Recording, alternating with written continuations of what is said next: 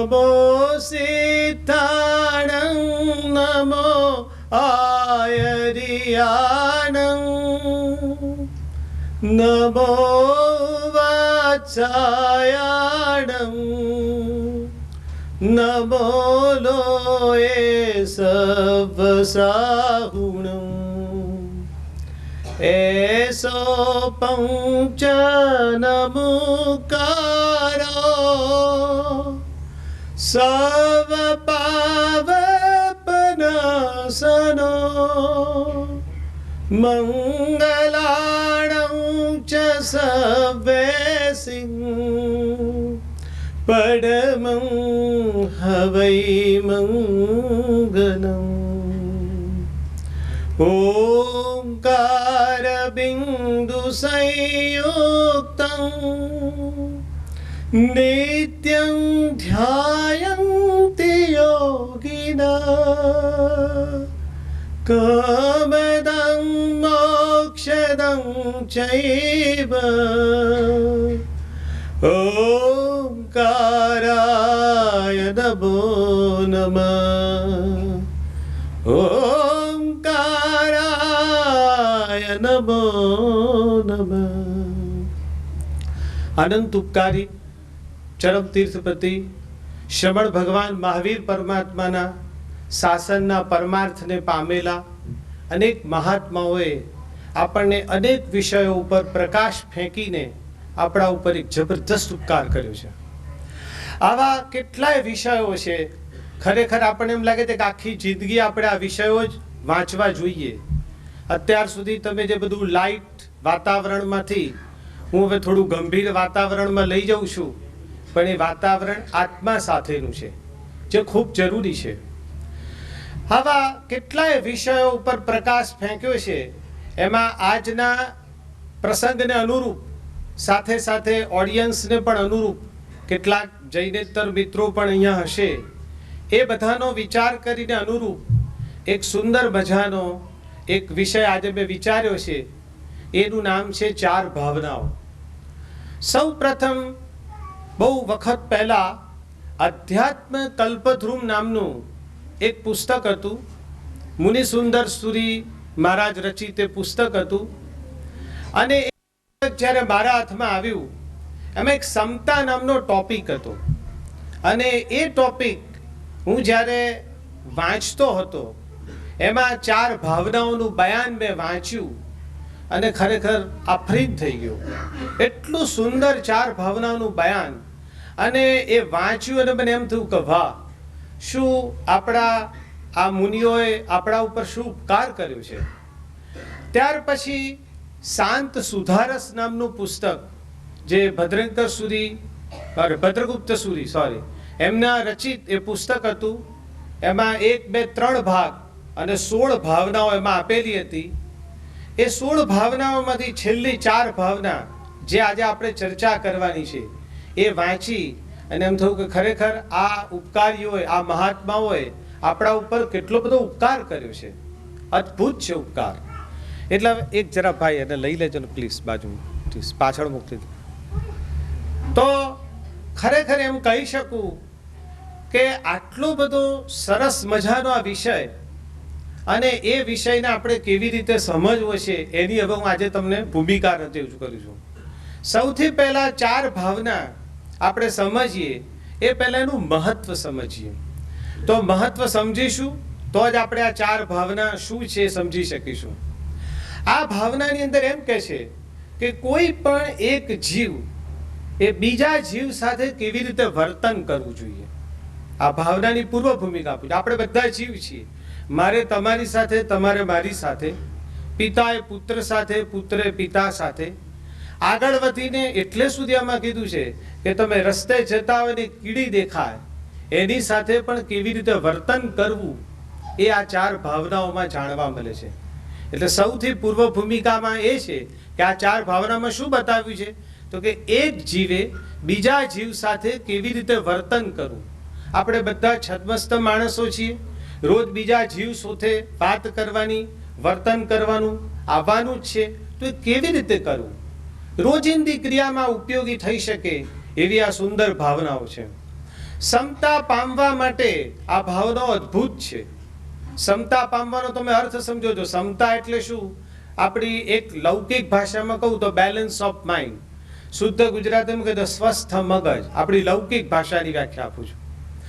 આ ચાર ભાવનાથી જે ભાષિત હોય એ એવી ક્ષમતા ધારણ કરે કે દુનિયાની કોઈ પણ મુશ્કેલી એના દિલને તોડી ન શકે. દાખલા તરીકે તમારી ઉંમર 32 વર્ષની થઈ અને રિઝલ્ટ બહાર પડાયું તમારું બાયોપ્સીનું અને ડૉક્ટરે કીધું કે તમને કેન્સર છે. જો ક્ષમતાવાળો માણસ હશે, આ ભાવનાથી ભાષિત હશે એટલે ક્ષમતા હશે જ, એ તરત જ વિચારશે કે મારો કર્મ ઉદયમાં આવ્યો, કેન્સર ભલે થયું કોઈ વાંધો નથી, આનંદથી બાકીની જિંદગી જીવી જશે અને ખૂબ સુંદર મજાના બાકીના વર્ષોમાં પોતે પોતાના કર્મો ખપાવી શકશે. એટલે ક્ષમતા પામવા માટે આ ભાવનાઓ ખૂબ ઉત્તમ છે. એવી જ રીતે દુઃખની વાત કરી, સુખની. તમે અત્યાર સુધી 5 લાખ 10 લાખ રૂપિયા કમાયા હતા અને અચાનક શેર બજાર કે લોટરી ગમે તે કારણે 2-3 કરોડ 4 કરોડ રૂપિયા કમાઈ ગયા, તો લગભગ એવું કહેવાય છે કે બહુ જ પૈસો થઈ જાય ત્યારે માણસનું થોડુંક છટકી જાય છે, અથવા તો સારી ભાષામાં કહું તો છકી જાય છે. એ પણ આમાં ના આવે. જે ચાર ભાવનાથી ભાષિત હોય એ ગમે તેટલો પૈસો કમાય એમ જ સમજે કે મારા કર્મનો ઉદય છે, પુણ્ય થયું, મળી ગયા પૈસા, કઈ વાંધો નહીં. એ સરસ રીતે જ જીવે. જે પહેલા જીવતો તો એ જ રીતે જીવે. આ આટલું બધો આ ભાવનાનો ઉપકાર છે. તમે જો આ ભાવના બરોબર મગજમાં ઉતારશો તો બરોબર ક્ષમતા આવી જશે. તો ક્ષમતા લેવા માટે આ ચાર ભાવના ખૂબ ઉપયોગી છે. અત્યારે હું માત્ર મહત્વ સમજાવું છું. દુર્ધ્યાનમાં આવવા નથી દેતી આ ભાવના. આપણા મગજનો જો એનાલિસિસ કરે ને ડાક્ટર સાહેબ, જો એક્સરે પાડે ને આપણા મગજના, તો લગભગ મોટે ભાગે આપણા મગજમાં દુર્ધ્યાન જ ચાલતું હોય છે. શુભ અધ્યવસાય લગભગ આપણને બહુ જ ઓછા આવે છે. એટલી ખરાબ પરિસ્થિતિ આપણા મનની છે. આ દુર્ધ્યાનને પણ આ ભાવના આવવા નથી દેતી. મોટે ભાગે આપણા મગજમાં ખોટા વિચારો, તરંગી વિચારો, ખોટા વિચારો, મારું શું થશે, ભયના વિચારો, શોકના વિચારો, કોઈનું ખરાબ કરવાના વિચારો, આવું બધું ચાલ્યા જ કરતું હોય છે. તો આ ભાવનાઓ દુર્ધ્યાનને પણ આવવા નથી દેતી. એટલી સુંદર મજાની. દુર્ધ્યાનને ના આવવા દે એટલે એનો અર્થ શું થયો? શુભ અધ્યવસાયમાં જ રહે માણસ. શુભ અધ્યવસાય એટલે બહુ સીધો સાદો વિચાર, સારા વિચારો, શુભ વિચારો, મનને સુભાષિત તરીકે રાખે. જેમ બાગમાં તમે જુઓ કે એકલા ફૂલ ખીલેલા હોય, એમ તમારા મગજમાં એકલા સરસ વિચારોથી ભરેલું હોય. મોટે ભાગે આપણું મગજ ઉકરડાથી ભરેલું છે.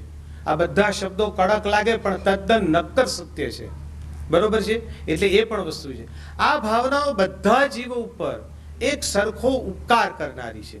એવું નથી કે મહાત્મા ઉપર વધુ ઉપકાર કરે, એવું કંઈ નથી. આપણા બધા માટે આ ભાવનાઓ ખૂબ ઉપકાર કરનારી છે.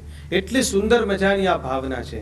અને એવું કહું તો બી ચાલે કે જે આ ચાર ભાવનાથી ભાષિત હોય એ માણસ પાપનો ભીરુ અને ધર્મનો સેવક ન હોય એવું બને નહીં. અને એકવાર પાપનો ભીરુ થઈ ગયા આપણે એટલે આપણો બેડો પાર થઈ ગયો. જો આપણે બધા સંસારી જીવો છે, પાપ તો આપણાથી રોજ થાય છે જ, કરીએ જ છીએ, પણ સવાલ શું છે? પાપનો ડંખ પણ હોવો જોઈએ. દિવસે દિવસે એવો કાળ આવતો જાય છે કે પાપ તો થાય છે પણ પાપનો ડંખ પણ જતો જાય છે. સાપનો ભય છે આપણને, પણ પાપનો ભય નથી. જો પાપનો ડંખ હશે ને તો હજી આપણી કેટેગરી સારી છે એવું કહી શકીશું. એટલે આ ભાવનાઓ તમને એ શીખવાડે છે કે તમારાથી કોઈ પાપ થઈ ગયું તો છેવટેનો ડંખ તો મગજમાં હોવો જ જોઈએ. પેલા અહિમુત્તા મુનિને એક માત્ર પાપનો ભય જાણવા મળ્યું, એમાં એ કેવળ જ્ઞાન પામી ગયા. આપણે રોજ ઈરિયા વૈયા બોલીએ છીએ, પણ એ મટ્ટી મકડા આગળ ચાલ્યું પણ અઘ દઘ અને એવા વિચારમાં ચડી ગયા. શેના કારણે? પેલો પાપનો ભય. મારાથી આ પાપ થઈ ગયું, આટલો ભય એમને આવી ગયો, એમાં એમનું ઠેકાણું પડી ગયું. આપણને પાપ કરીએ છીએ એની સાથે વાંધો નથી, પણ પાપનો ભય પણ હવે જતો રહ્યો છે. એ આ કાળની બહુ મોટી મુશ્કેલી થતી. એટલે ધીરે ધીરે ક્રોનિક કહીએ ને, ક્રોનિક થતા જાય છે. મગરનું ચામડું આપણે પોલિટિશિયનો માટે જે વાપરીએ છીએ એ શબ્દ ખરેખર ધર્મની ભાષામાં આપણા બધા માટે વાપરવી પડે એવી પરિસ્થિતિ છે. કારણ કે પાપ થઈ ગયા પછી એનો ભય તો આવવો જ જોઈએ. એવી સુંદર મજાની આ ભાવના છે. અત્યારે કેટલાક વખતથી માનવ ધર્મની ખૂબ વાતો ચાલી છે. તો આ માનવ ધર્મને પણ જો જીવંત રાખવું હોય, માનવ ધર્મની અત્યારે બધા વાતો કરશે કે આપણે માનવ ધર્મ કરીએ, તો માણસાઈ કહો, માનવ ધર્મ કહો, જે બી નામ તમે આપો એ, પણ માનવ ધર્મ પણ જો સારી રીતે આચરવો હોય અને જીવંત રાખવો હોય તો આ ભાવના એક રસાયણ જેવું કામ કરે છે. હું ઔષધ શબ્દ નથી વાપરતો, રસાયણ શબ્દ વાપરું છું. એટલો સુંદર ભાવના છે આ કે તમને માનવ ધર્મ પણ ખૂબ સુંદર રીતે બજાવવાનું તમને મન થશે.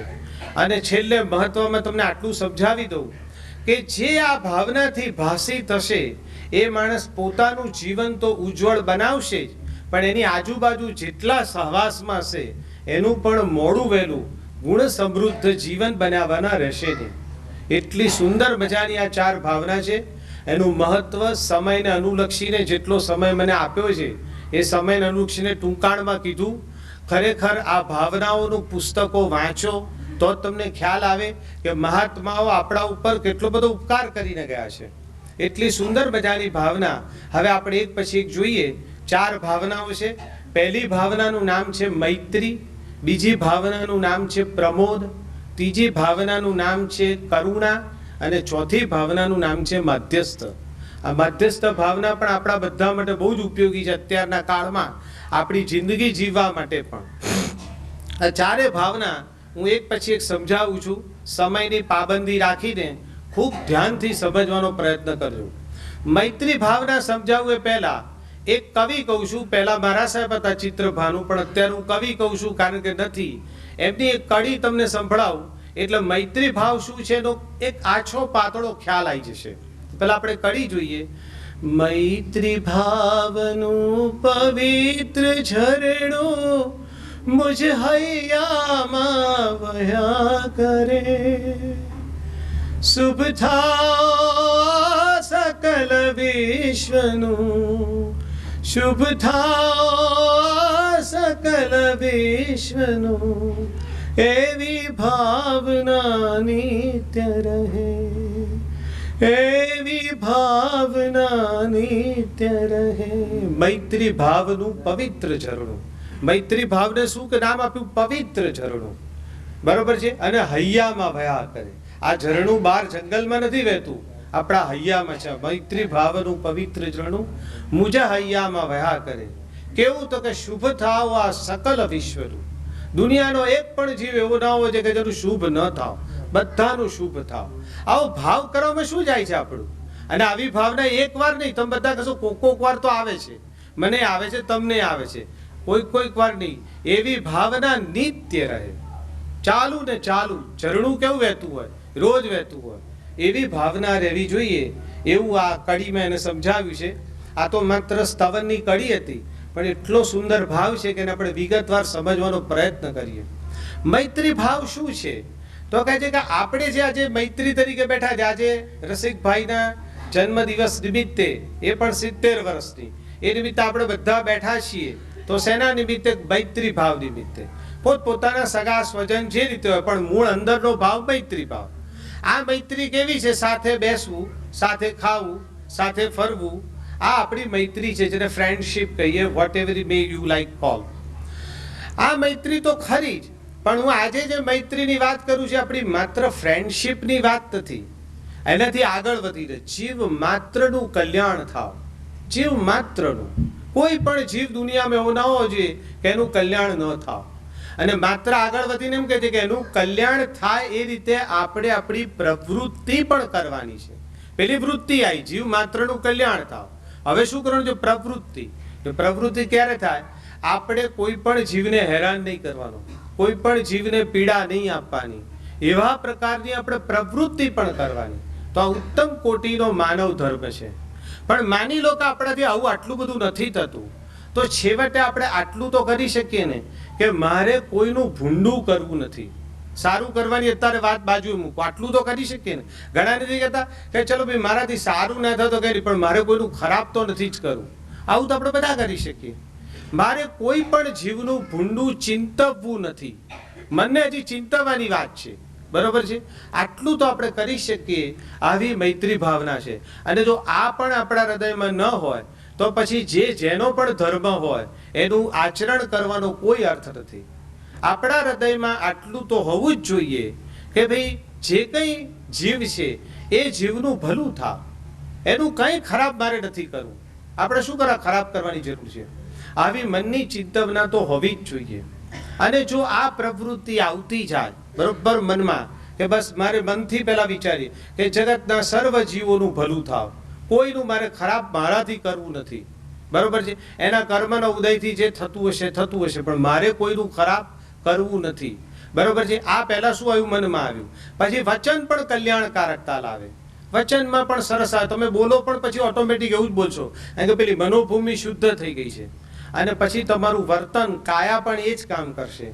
તો આ ખરેખર ઉત્તમ કોટીનો ધર્મ છે અને એ રીતે આપણે આગળ જવું જોઈએ. અને જ્યારે તમારા મગજમાં આવું આવશે ત્યારે એક વસ્તુ નિશ્ચિત છે કે દુનિયામાં તમને કોઈ માણસ દુશ્મન નહીં લાગે. દુનિયામાં કોઈ માણસ તમને દુશ્મન નહીં લાગે, બરોબર. સામો માણસ તમને દુશ્મન ગણે તો બી આપણે દુશ્મન નથી ગણવું. સામો માણસ આપણને કદાચ દુશ્મન ગણે તો પણ આપણે એને દુશ્મન ગણવો નથી. શું નુકસાન શું છે? કાંઈ નુકસાન નથી, બરોબર છે. અને આ પણ મનોભૂમિ ના આવે, બરોબર છે, જગતમાં, તો સમજવું કે આપણામાં કેમ નથી આવતી? કારણ કે ખૂબ સ્વાર્થ પરાયણતા છે. આપણી મૈત્રી પણ ક્યાં સુધી?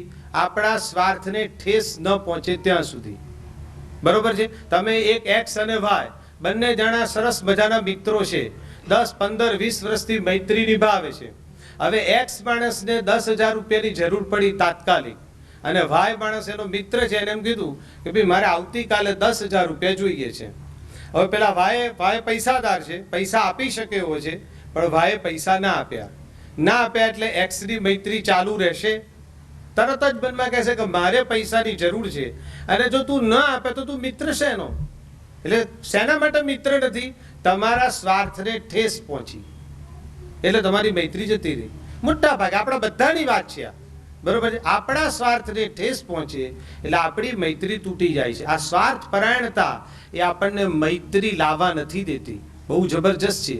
આપણા પરમ ઉપકારી મા બાપોએ કેટલું આપણા માટે કર્યું હોય, પણ બધા જ માણસોનો અનુભવ છે કે જેવો સ્વાર્થ પૂરો થાય, એમાં પણ ખાસ કરીને ખૂબ ઉંમર લાયક, રસિકભાઈ તો 70 વર્ષે સ્વસ્થ છે, પણ જો 70-75 વર્ષે સ્વસ્થ ન હો, તમે બિછાને પડ્યા હો, અને પછી એ છોકરાઓની જે આપણે મનોવૃત્તિ જોઈએ છે, કારણ એક જ છે, બધાની વાત છે, એક કે બે, એક્સ કે વાયની વાત નથી.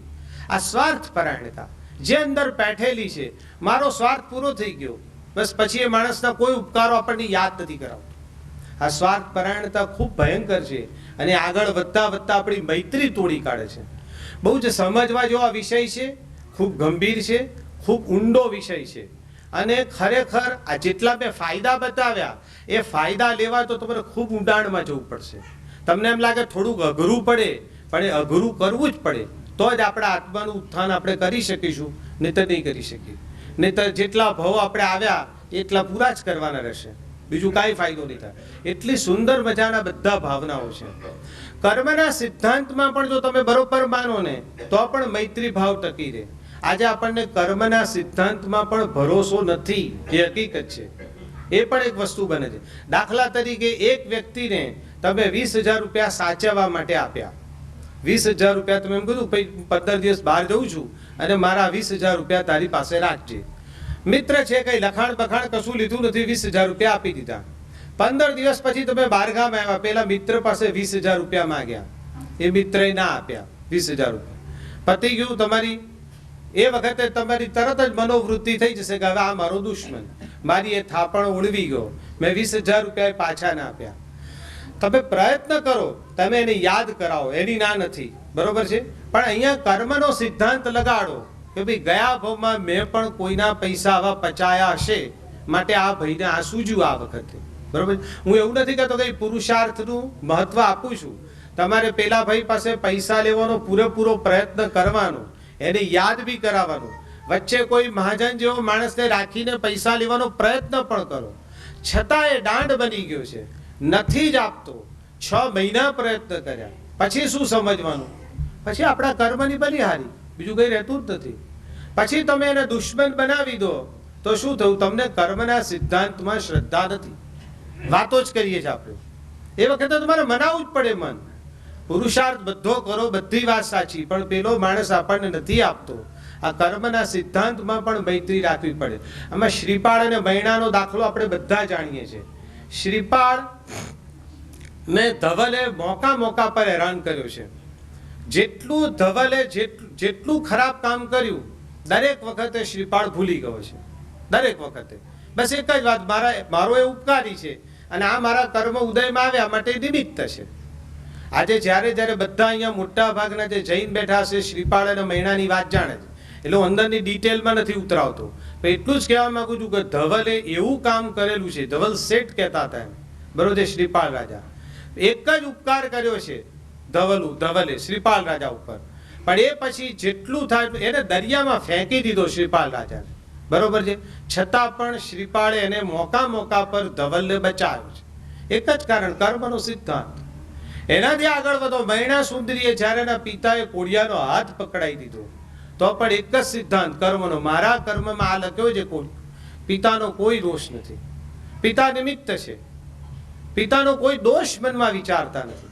એટલે મૈત્રી ભાવ ત્યાં ટકી રહે છે. કોણ? આ મૈણા સુંદરી. સામો માણસ રાજા, પ્રજાપાલ રાજા મૈણાને શું દુશ્મન માને છે અત્યારે, મારી છોકરી નથી, મારું નામ બગાડે એવું માને છે. પણ મૈણા શું માને છે? ના, મારા પિતા મારા તાત જ છે, મારા પાલક જ છે, એમનો કોઈ વાંક નથી, એ નિમિત્ત છે. મારા નસીબમાં, મારા કર્મમાં કોળિયો લખ્યો તો મારે લઈ જવાનું છે. કર્મના સિદ્ધાંતો જો બરોબર મગજમાં ઉતારો તો કોઈની પ્રત્યે દુશ્મનાવટ આવશે નહીં. એવી આ સુંદર મજાની વાત છે, બરોબર મગજમાં ઉતારવાની જરૂર છે, બરોબર છે. આપણી સુખની એટલી બધી તીવ્ર લાલસા છે, એમાંથી પાછી જન્મથી સ્વાર્થ પરાયણતા એટલી બધી છે કે એના કારણે આપણે જે મૈત્રી ભાવ અંદર પ્રગટવો જોઈએ એ નથી પ્રગટ. હું આ બધા છે ને એનાલિસિસ કરું છું ઓછા સમયમાં, એને બરોબર વાગોળજો મનમાં ઘરે જઈને, તો તમને ખ્યાલ આવશે કે આપણું કેટલું બધું આગળ વધી શકાય એવું મોટું ફિલ્ડ છે. આપણા આત્માને ઘણો આગળ લઈ જઈ શકીશું. આપણી સુખની તીવ્ર લાલસા કેવી છે? મોકા પર આપણે બધું જોઈએ છે. આપણે એસી જોઈએ, ગાડી જોઈએ, અને એનાથી જેમ જેમ આગળ વધતા જેમ બધું જોઈએ. એટલી બધી તીવ્ર લાલસા કે બધી અનુકૂળતાઓ જ જોઈએ, કોઈ પ્રતિકૂળતા આવી નથી કે આપણે ધૂંધવાઈ જઈએ છીએ, બરોબર છે. કર્મે ફટકારી હોય તો પ્રતિકૂળતા નથી ગમતી, અને એમાંથી પછી સ્વાર્થ પરાયણતા, આ સુખની તીવ્ર લાલસામાંથી, એના કારણે આપણો આ મૈત્રી ભાવ પ્રગટતો નથી. કારણ કે બધું મારે જ જોઈએ છે, બીજાને કોઈ જોઈતું જ નથી. બધાની આ મનોવૃત્તિ છે. બાજુવાળો ગાડી લાવે તો પેટમાં દુખે છે અને મારે જ બધું જોઈએ. આ પરિસ્થિતિ હોવાને કારણે આપણો મૈત્રી ભાવ રહેતો જ નથી, બરોબર છે. અને હું અને મમતા, આ બે મોટા પ્રશ્નો. હું બસ જ્યાં જાય તો હું બસ, એટલે તમારો મૈત્રી ભાવ નથી રખતો. આપણે એના અહંકાર કો જે કંઈ ગણો, અને મમતા, મારું શરીર, મારો પરિવાર, મારું ઘર, બધું મારું, એમાં પણ મૈત્રી ભાવ જે પ્રગટાવવો જોઈએ પ્રગટાવો. બહુ ટૂંકમાં ઘણા બધા મહત્વના મુદ્દાઓ બોલી જઉં છું. આ 4 ભાવના 6 કલાક બોલીએ તો પણ પતે એવી નથી, એટલો મોટો વિષય છે. એને હું તમને બહુ જ શોર્ટ એન્ડ સ્વીટ કરી આપું છું, બરોબર મગજમાં મોકલજો. હું જે શબ્દ આવી ગયો એના કારણે આપણો જે મૈત્રી ભાવ પ્રગટવો જોઈએ પ્રગટતો નથી, એ બરોબર મગજમાં રાખજો. ઇન શોર્ટ મારું એટલું જ કહેવું છે કે આ પુરુષ જે આપણો મનુષ્ય ભાવ કહીએ, મનુષ્ય ભાવ જો આપણે સાર્થક બનાવવો હોય તો આપણા મનમાં, વચનમાં અને કાયામાં બધાની અંદર આપણે આ મૈત્રી ભાવને બરોબર આત્મસાત કરવો જોઈએ. મનમાં એટલું તો રાખવું છે કે મારે કોઈનું ભૂંડું ચિંતવવું નથી, મારે કોઈનું ખરાબ કરવું નથી. આટલું તો બરોબર મગજમાં રાખીએ તો આ આપણો જે મનુષ્ય ભાવ મળ્યો છે એ છેવટે સાર્થક થઈ શકે. એના માટે શાસ્ત્રમાં એક બહુ સરસ મેઘકુમારનો દાખલો છે, એ હું તમને આ મૈત્રી ભાવ બરોબર સમજી શકો એ માટેનો દાખલો સમજાવું છું. મેઘકુમાર પહેલાનો ભાવ હાથીનો ભાવ છે. હાથીના ભાવમાં પણ એને આગલા ભાવનું જાતિ સ્મરણ થાય, જેમાં બળી ગયેલો, એટલે એ હાથીના ભાવની અંદર નક્કી કરે છે કે હવે ફરી ભવિષ્યમાં જો જંગલમાં દાવાનળ થાય તો હું બચી જઉં, એ માટે એક સપાટ મેદાન બનાવે છે. એ મેદાન એવું બનાવે છે કે ઘાસનું તણખલું પણ રહેવા નથી દેતો. આ પ્રમાણે મેદાન બનાવી દે છે, અને એના મનમાં એમ છે કે હવે જ્યારે આગ લાગશે જંગલમાં ત્યારે હું એમાં જઈને ઊભો રહીશ એટલે હું બચી જઈશ, બરોબર છે. આ રીતે હાથી પોતાનું જીવન આગળ ચલાવે છે. એક દિવસ પોતે ઝરણા પાસે પાણી પી રહ્યો છે, એ અરસામાં એને આગના ભડકા દેખાયા. હાથી દોડતો દોડતો પોતાના સ્થળ ઉપર આવવાનો પ્રયત્ન કરે છે. એને ખબર છે કે મેં આ જગ્યા બનાવી છે, ત્યાં જઈશ એટલે હું સેફ થઈ જઈશ. પણ એ આવે છે ત્યાં સુધી તો જંગલના તમામ પશુઓ આવી ગયા છે, પશુઓ બધા અંદર આવી ગયા છે. હવે એની મા પ્રાણે જગ્યા થઈ છે, છતાં હાથી કાંઈ બોલતો નથી, શાંતિથી પોતાની જે રીતે જગ્યા થાય રીતે કરી દે છે. આપણે આપણી બનાવેલી જગ્યામાં કોઈને બેસવા દઈએ? કોઈને બેસવા દઈએ ખરા? તમે જો હાથીના મનની મનોવૃત્તિ જો મૈત્રી ભાવ બતાડું છું. આ હાથીને ક્યાંય એવું નથી થતું કે મેં આ બનાવ્યું છે ને બધા પશુઓ બેસી ગયા છે, મારી મહાપ્રાણે જગ્યા રાખી છે, છતાં એને મળી ગઈ, ગોઠવી દીધું, હાથી ઉભો રહી ગયો. હવે ભયંકર આગ લાગેલી હતી ચારે બાજુ અને પોતે સેફ રીતે ઉભો છે. ઇન મીન ટાઈમ એને પગે ખણ જ આવે છે, પગ ઊંચો કરે છે. પગ ઊંચો કરે એટલી વારમાં એક સસલું જે બરોબર ગોઠવાયેલું નતું એના પગ નીચે ગોઠવાઈ જાય છે. હવે જ્યારે એનું કામ પૂરું થાય છે એટલે એનું પગલું નીચે મૂકવાનો પ્રયત્ન કરે છે, પણ આપણા જેવો નહોતો, એ જુએ છે નીચે કે કોઈ નથી, એની નજર કરે છે. આપણને ભગવાને કીધું છે કે શ્રાવક કેવી રીતે ચાલે, 3 ફૂટ સુધી નજર કરતો કરતો ચાલે, બરોબર છે. એ આપણે મનોવૃત્તિ નથી રાખી, પણ એ હાથીમાં હતી. પગ નીચે નથી મૂકતો, નજર કરે છે, સસલું દેખાય છે એટલે પગ એને દયાથી, સસલા ઉપર દયા આવે છે કે જો હું પગ નીચે મૂકીશ તો મરી જશે, એટલે પોતે પગ ઊંચો ને ઊંચો રાખે. મૈત્રી ભાવ એક નાના સરખા દાખલામાં બતાડું. ઊંચો ને ઊંચો રાખે છે ક્યાં સુધી? 2-3 દિવસ સુધી, સળંગ ને સળંગ. જ્યારે દાવાનળ સંપૂર્ણપણે સાફ થઈ જાય છે, આગ બુઝાઈ જાય છે, ત્યારે પેલો બધા પશુઓ નીકળી જાય છે, સસલું પણ નીચે, ત્યારે પગ નીચે મૂકે છે અને પડી જાય છે. અહીંયા વાત મારી એ છે, એ તો ઉત્કૃષ્ટ પુણ્ય બાંધી ગયો અને સીધો શ્રેણિક મહારાજાને ત્યાંનો જન્મ થયો મેઘકુમાર તરીકે. એટલું ઉત્કૃષ્ટ પુણ્ય બાંધ્યું, બરોબર છે. પણ શેના માટે ઉત્કૃષ્ટ પુણ્ય બાંધ્યું? મૈત્રી ભાવ. આ સસલું પણ મારું મિત્ર છે, આ જીવ છે, એને મારે પીડા નથી આપવી. એ દયા ભાવ આપણે પણ કેળવવાનું છે. આ નાના દાખલા ઉપરથી તમને મૈત્રી ભાવ શું છે એ સમજાવું છું, રિઝલ્ટ પણ બતાડું છું. હાથીમાંથી સીધો મેઘકુમાર અને મોક્ષે આગળ. તો આટલું બધું સરસ મજાનું આત્માનું ઉત્થાન થઈ શકે માત્ર મૈત્રી ભાવથી. શાસ્ત્રનો દાખલો છે, કોઈ ઘરનો દાખલો નથી. આવો એક નાનો લૌકિક દાખલો પણ આપી દઉં. એક ગામ હતું, એમાં એક સજ્જન ભાઈ હતા. એ સજ્જન ભાઈનો એક જ બિઝનેસ કે જેટલો બને એટલો પરોપકાર કરવો. એમાં એમને પશુ પક્ષીઓની ખૂબ સેવા કરતા હતા, ખૂબ સેવા કરી. છેવટે એમની લગભગ 75-77 વર્ષની ઉંમર થઈ હશે, માંદગીના બિછાને પડ્યા. એટલે ગામના નગરજનો ભેગા થયા કે આ માણસે આખા ગામની એટલી સેવા કરી છે તો આપણે એમનું બાવલું મુકાઈએ, એમની જોડે વાત પણ કરી લઈએ. નગરજનો બધા ભેગા થઈને એમને મળવા ગયા, મુખ્ય માણસો, આગેવાનો. એટલે પેલા ભાઈને વાત કરી. પેલો ભાઈ કહે છે, ભાઈ મારે કોઈ પણ પ્રકારનું મારું સન્માન જોઈતું નથી, મેં તો મારા આત્મા માટે કર્યું છે. પણ ખૂબ સમજાયું. પેલો કે મારી કર્મ નિર્જરા માટે કર્યું છે, પણ આ લોકો આગેવાનો માનતા નથી, તમે ના પાડશો તો પણ અમે તમારું બાવલું મૂકવાના છીએ, એ અમારું કર્તવ્ય છે. તો પેલો કહે છે જો તમે મૂકવાના એક કામ કરજો કે મારું જે બાવલું મૂકે એમાં જે ખોપરી છે એ વાડકીની જેમ ખાડો પાડીને મૂકજો. કેમ? કે રોજ જે એમાં પાણી ભરજો કે પેલા પક્ષીઓ પાણી પી શકે. તમે જો માણસના મૈત્રી ભાવો જુઓ, આ શુભ ભાવ આપણે પણ લાવવાનો જ છે અને આવે તો આપણું કલ્યાણ જ છે, કોઈ એમાં પ્રશ્ન જ નથી. એટલો સરસ મજાનો મૈત્રી ભાવ છે. અને આવા સરસ જન્મદિવસના મોકા ઉપર આવો થોડોક મૈત્રી ભાવ પણ આપણે ડેવલપ કરીએ, સાચો મૈત્રી ભાવ. ખાવા પીવાની મૈત્રી તો બહુ કરી, હવે ખાવા પીવાની મૈત્રીમાંથી જરા આગળ વધીએ, મનુષ્ય ભાવને સાર્થક બનાવીએ. એટલા જ માટે કહે છે ને કે પરોપકાર એ જ પુણ્ય. પુણ્યની વ્યાખ્યા જે આપી છે, પરોપકાર એ જ પુણ્ય અને પરને પીડા એ જ પાપ. તો આપણે એવું નથી કરવું. જો આ બરોબર સમજી લઈશું કે પરોપકાર એ જ પુણ્ય, તો હું માનું છું કે આપણે જ અત્યારે બાહિર આત્મા છીએ, એમાંથી અંતરાત્મા, અંતરાત્માથી મહાત્મા અને મહાત્માથી પરમાત્મા પદ સુધી આપણે પહોંચી શકીએ એવો આ સુંદર મજાનો મૈત્રી ભાવ છે.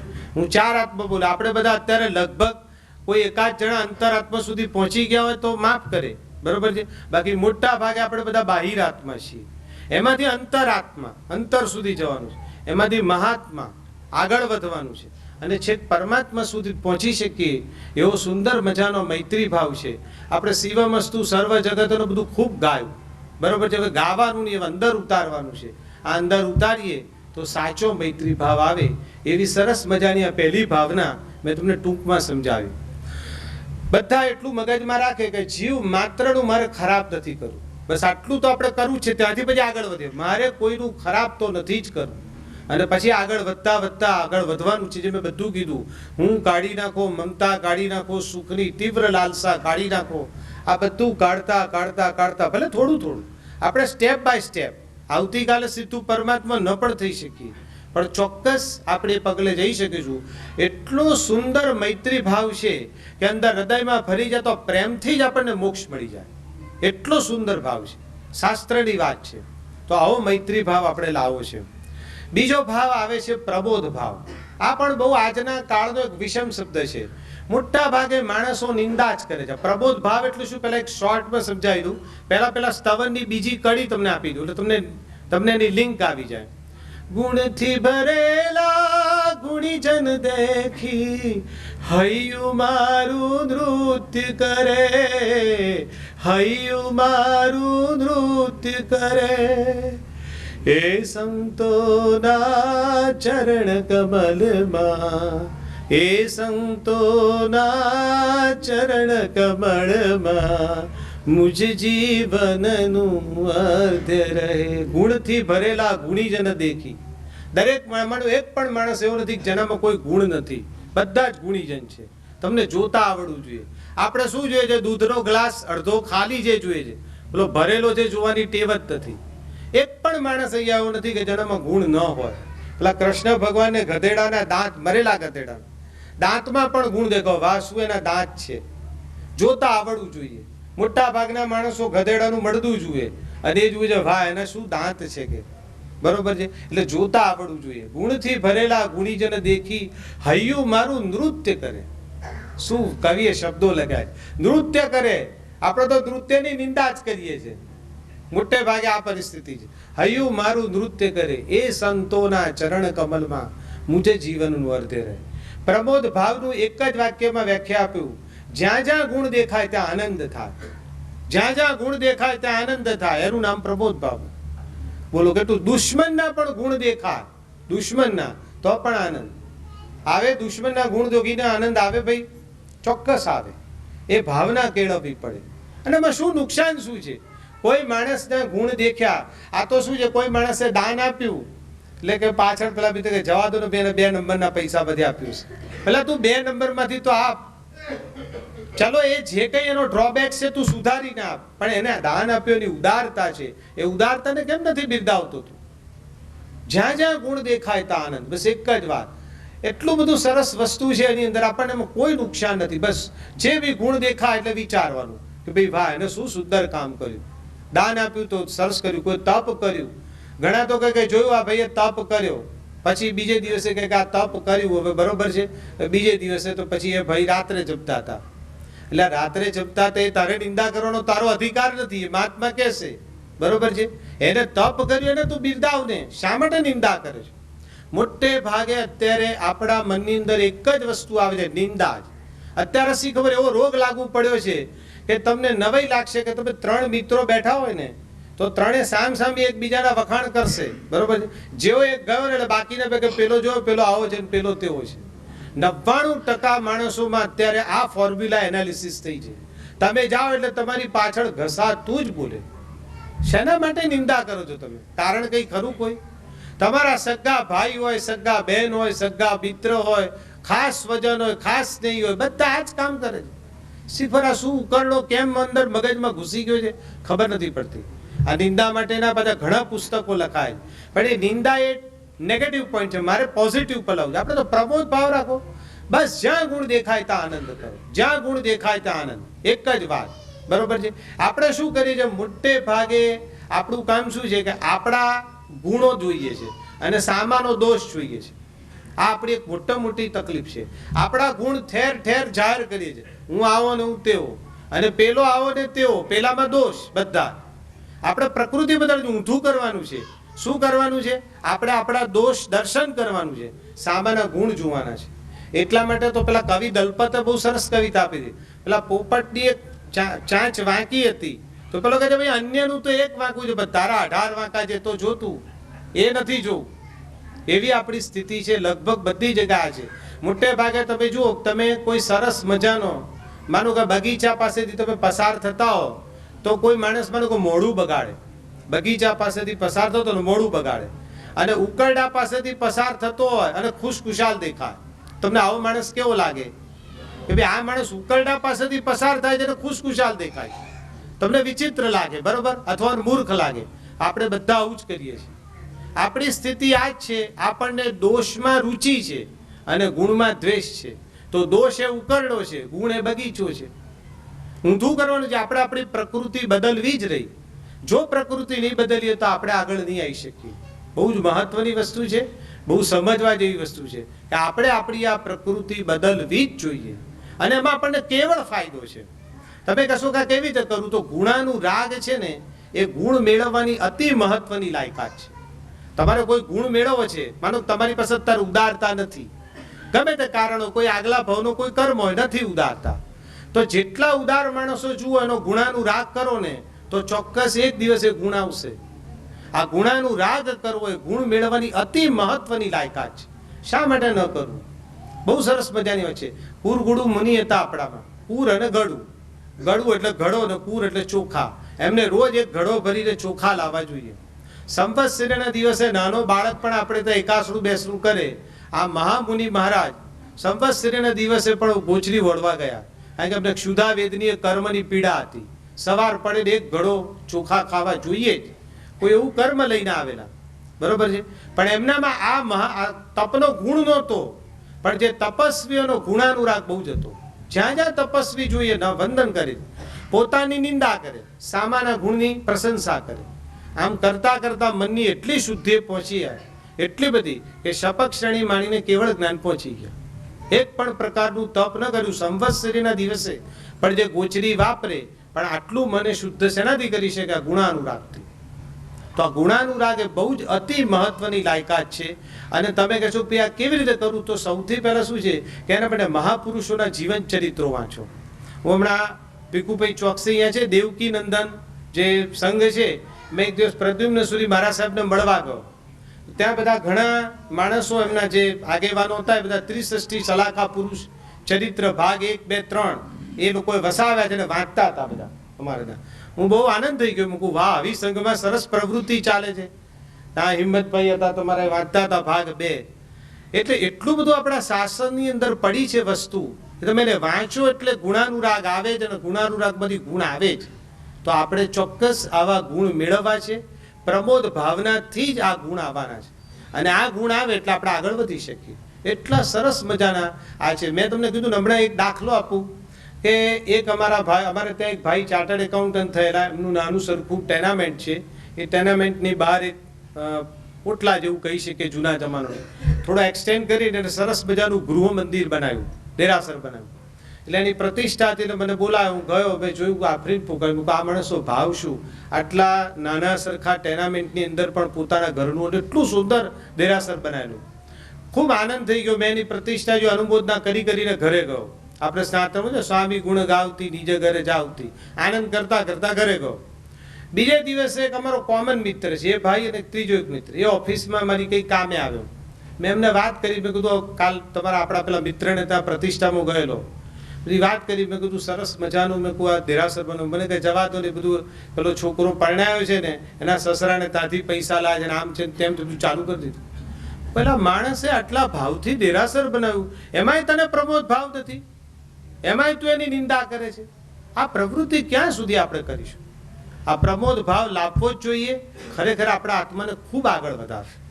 બરોબર છે? નાના નાના દાખલા આપીને તમને સમજાવી દઉં. ત્રીજો ભાવ છે કરુણા.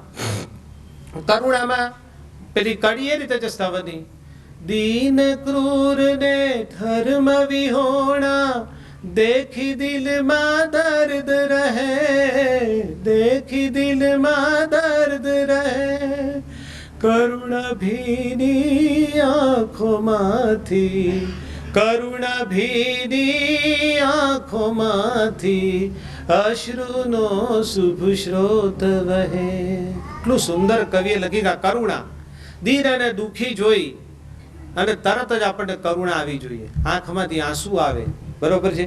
તો દીન અને દુઃખી જ્યારે જ્યારે જોઈએ ત્યારે હૃદયમાંથી આંસુની વાત તો પછી, પેલા હૃદયમાંથી કરુણા ઊભી થવી જોઈએ, કરુણાનો જરો બહાર આવવો જોઈએ. અને જ્ઞાની ભગવંતો તો એમ કહે છે કે આગળ વધીને કે પાપ રસિક જીવો જુએ છે ને, આપણે બધા આવી જઈએ છીએ એમાં. પાપ રસિક જીવો જોઈને પણ એમને કરુણા થાય છે, એમને પણ કરુણા આવે છે આપણા માટે. કેમ? તો કે હંમેશા એક સંસ્કૃતનો શ્લોક છે, દુઃખમ પાપાત. દુઃખ આવે છે નથી, તમે દીન થાવ છો છે નથી, દુઃખી થાવ છો છે નથી, તો કે પાપ કરો એનાથી. પાપ કરો એટલે એના નેક્સસ તરીકે દુઃખ જ આવે. આ થિયરી જલ્દી આપણા મગજમાં નથી બેસતી, કારણ કે પેલો દાઉદ કરોડો રૂપિયા કમાયા કરે છે પાપ કરી કરીને, પણ આપણા મગજમાં એટલે નથી બેસતી કે કર્મના ગ્રંથો આપણે ભણ્યા નથી. જો ભણીએ તો ચોક્કસ બેસી જાય. બહુ ઊંડાણની વાતો કરવાનો અત્યારે સમય નથી, પણ એક વસ્તુ ચોક્કસ છે કે જૈન દર્શન, બૌદ્ધ દર્શન, વેદ દર્શન, સાંખ્ય દર્શન, બધા દર્શનોમાં એક મત છે કે દુઃખમ પાપાત, પાપથી દુઃખ જ આવે. એક પણ શાસ્ત્ર મતભેદ નથી આમાં.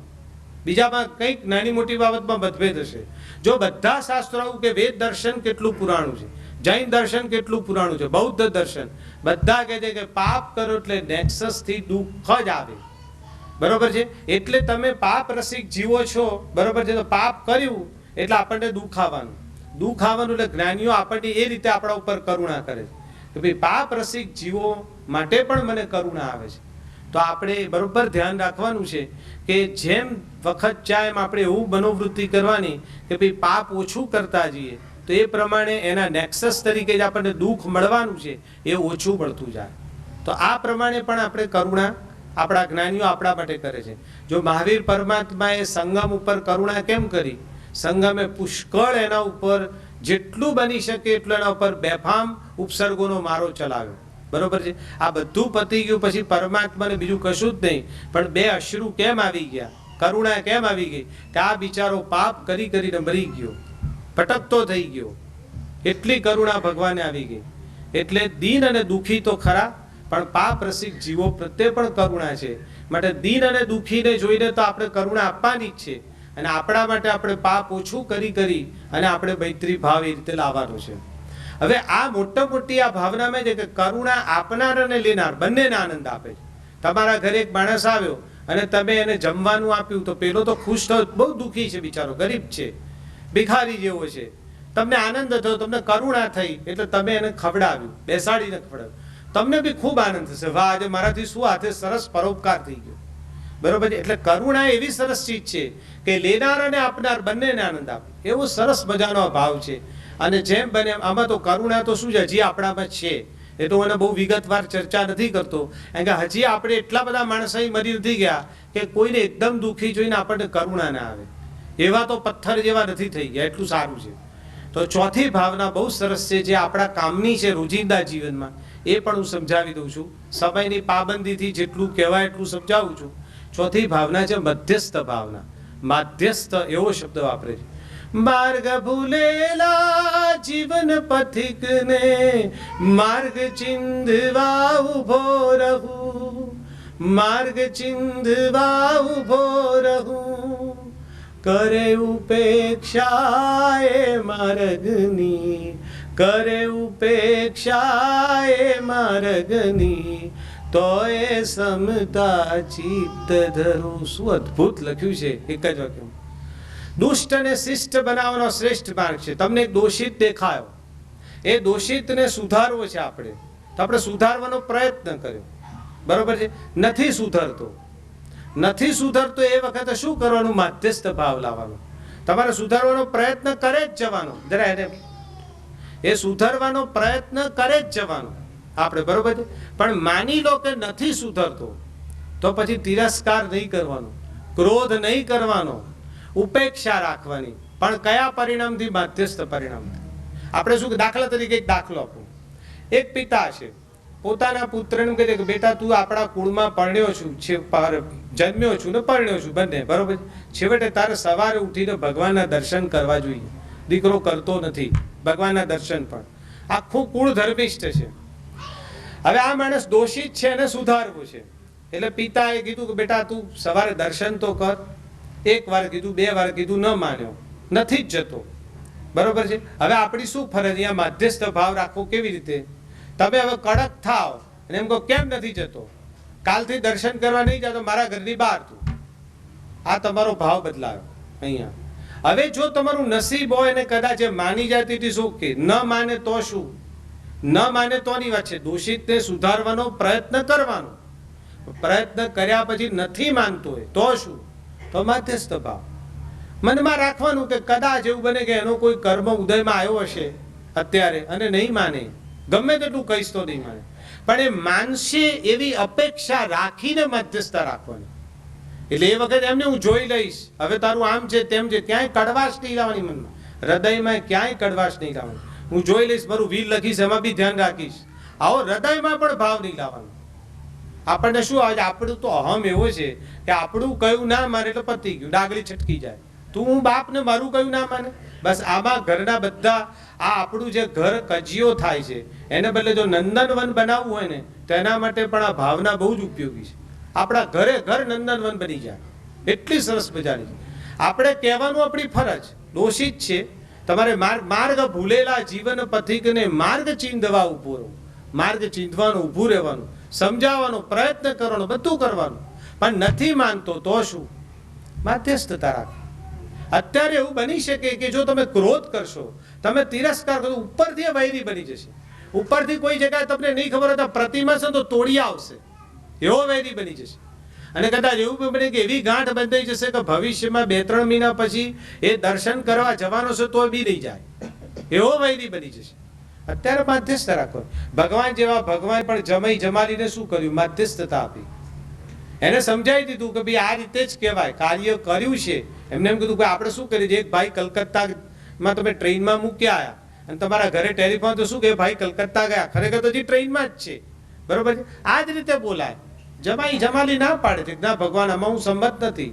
ભગવાને બહુ સમજાયું, ના સમજો તો માધ્યસ્થતા. જો ભગવાન જેવા ભગવાન માધ્યસ્થતા લાગે, તમે કેમ, આપણે કેમ આપણા પ્રિન્સિપલો ઠોકી બેસાડીએ છીએ? શા માટે? માધ્યસ્થતા રાખવી જ પડશે. એ નહીં રાખો તો આપણા ઘરમાં, આપણા ઘરની જ પહેલા તો વાત કરું છું, આગળની વાત પછી આપણા ઘરમાં એટલા બધા કજિયા ઉભા થશે કે જેનો કોઈ અંત નહીં આવે. એટલી સુંદર મજાની આ માધ્યસ્થતા ભાવના લખેલી. ઘણીવાર ઉદાસીનતા પણ અમૃત છે. કાયમ ઉદાસીન રહેવાનું નથી કહેતો, કોઈક વાર જરૂર પડે ઉદાસીનતા પણ અમૃત છે. ઉદાસીનતા કઈ નહીં. તમે જોઈ રહ્યા છો ઘરમાં બધું ખોટું થઈ રહ્યું છે, ખોટા ખર્ચા વધી રહ્યા છે, જેમ ફાવે એમ ખર્ચા કરે છે. ઉદાસીનતા. બધો પ્રયત્ન કર્યો, નથી માનવું, ઉદાસીનતા. રોજ તમે એને કામ કરવું એ બરોબર છે, પછી એની ચિંતા નહીં કરવાની. કાર્ય કરવું એ બરોબર છે, પણ કોન્સ્ટન્ટ તમે એની ચિંતા કરો એ ન ચાલી શકે. આખી દુનિયાને સુધારવાનો કોઈ આપણે કોન્ટ્રાક્ટ લીધો છે? આપણાથી થાય એટલું કરવાનું.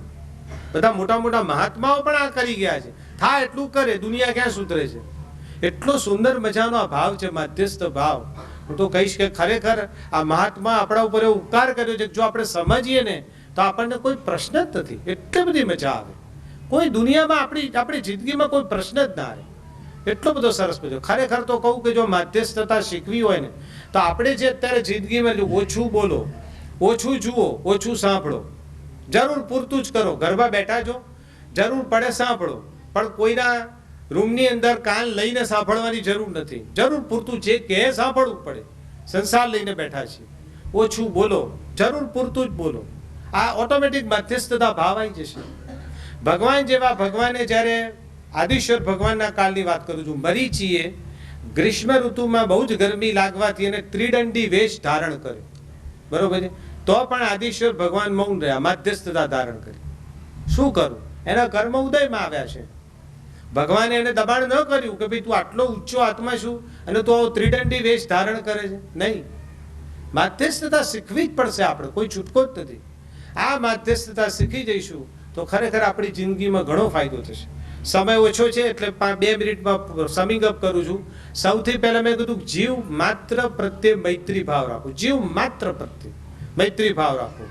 બીજી મારી એ વાત હતી, જ્યાં જ્યાં ગુણ દેખાય ત્યાં આનંદથી નાચો. પ્રમોદ ભાવ. બરોબર છે. કરુણા. જેટલા દીન દુખી અને પાપ રસિક જીવ જુઓ એના પ્રત્યે કરુણા કરો. અને જ્યાં આપણું નથી ચાલતું ત્યાં મધ્યસ્થતા ધારણ. પણ કઈ રીતે? તમે સુધારવાના પ્રયત્ન ચાલુ રાખી દો, મનમાં દ્વેષ રાખ્યા વગર, કડવાશ રાખ્યા વગર.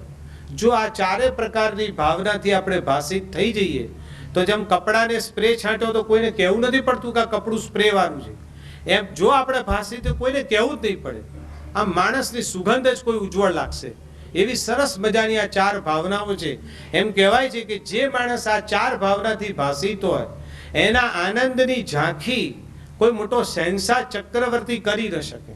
ભલે રંગ કોઈ માણસ, રંગ એટલે સમજે ને ગરીબ છે, પણ 4 ભાવનાથી ભાષિત છે તો એના આનંદની ઝાંખી, આનંદની ઝાંખી એટલે સમજો ને એટલો બધો આનંદ હશે અંદર. આપણો પુણ્યો શ્રાવક કેવો હતો? 2 પૂણી કરતો હતો. બરોબર છે. પણ એનો આનંદ મગજ સમ્રાટ શ્રેણિક પાસે પણ નહોતો. એટલે આપણામાં પણ જો આ 4 ભાવના આવી જાય તો એ આનંદની ઝાંખી દુનિયાનો કોઈ મોટો બાદશાહ ઝાંખી પણ ન મેળવી, ઝાંખી એટલે સમજ્યા ને, એની ગ્લિમ્પિસ પણ એને ન મળે તો કેટલું આપણને સુખ મળે. આવું મજાનું સુખ આપણે શા માટે ન મેળવીએ? એટલા માટે હું એક જ અત્યારે આશા રાખું છું, આ કર્મ નિર્જરા કરવા આવ્યો છું, મારી એક જ આશા રાખું છું કે આપણે બધા આવી ચાર ભાવના ભાવીએ મનમાં, અને આપણા સોનું અને પરનું કલ્યાણ થાય, આત્મા આપણો આગળ વધે, આત્માનું ઉત્થાન થાય, કર્મના નિર્જરા કરતો કરતો મોક્ષે પહોંચે, એવી જ મારી અભ્યર્થના છે. આટલું બોલતા જો કોઈ પણ ભગવાનની આજ્ઞા વિરુદ્ધ બોલાઈ ગઈ હોય તો મિચ્છામિ દુક્કડમ.